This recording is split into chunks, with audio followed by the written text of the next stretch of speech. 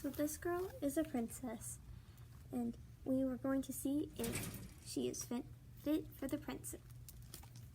It's called The Princess and the Pea. It's by Cech and is published by Sterling Company.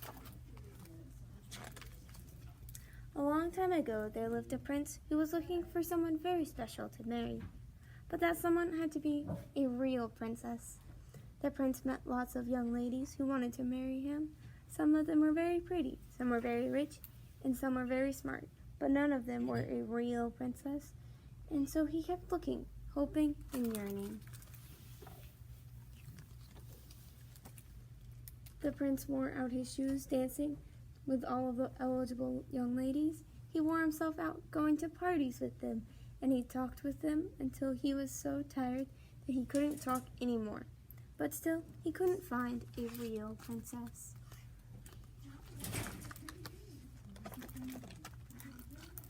Perhaps, said the king, there are no more real princesses. Maybe, said the queen, all the real princesses have already found their princes. Besides, dear son, you know you are very, very picky. And so it went.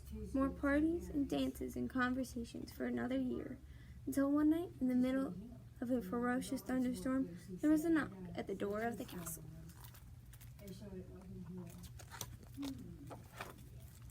The king was up late. The thunder had awakened him, you see, and so he went to the door.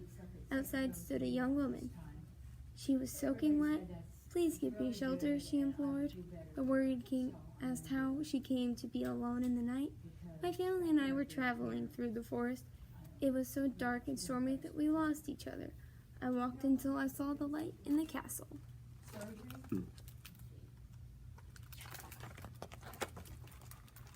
By now the queen too had awakened. She took the young woman with her to a guest room to give her dry clothing and settle in for the night. Who is your family? Asked the queen. I am a king's daughter, though you wouldn't know it. To look at me, the young woman said. Indeed, her clothes were torn and muddy, and her face was weary from traveling. Thought the queen. We'll soon see if she's a real princess. Real princesses are very, very sensitive. And so the queen called the maids and the footmen and ordered them to bring in 20 mattresses and 20 feather comforters to the bedroom. Just stack them up high, she told them. We want our guest to be comfortable after her ordeal. While a warm bath was being prepared, the servants piled up mattresses and feather comforters until they nearly reached the ceiling. Then they set a ladder next to the bed so the guests could climb up.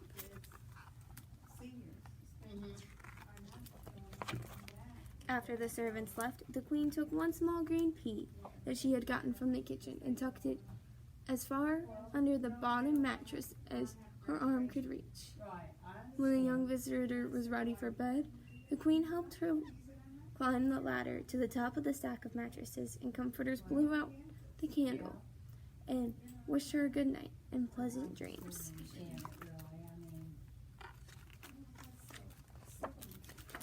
In the morning, when the young woman awoke and joined the royal family for breakfast, the queen asked her how she had slept. Oh, I barely slept a wink last night, she replied. I must have strained my back in the forest, because it felt like I was sleeping on a stone, and not just a stack of mattresses and feather comforters that you prepared me. The queen knew at once that this must be a real princess.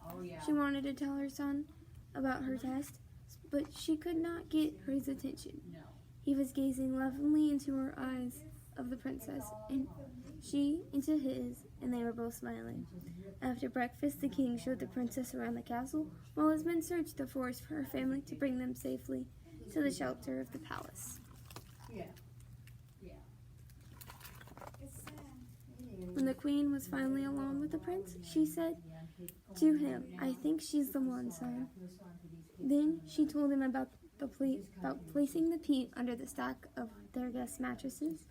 Only a real princess would have felt a pea in that bed, she said. Thank you, mother, said the prince, but I don't need a pea to tell me she's a real princess. I could see it in the gentleness of her eyes, hear it in the softness of her voice, and feel it in the kindness of her heart.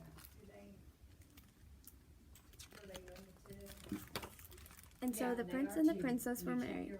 Now, you might be asking whatever became of the pea. Well, some say the pea was put into a museum. Others say the pea was cooked in the prince and princess's wedding soup. But others say the queen kept it to remind herself of her son's wisdom in recognizing his real princess.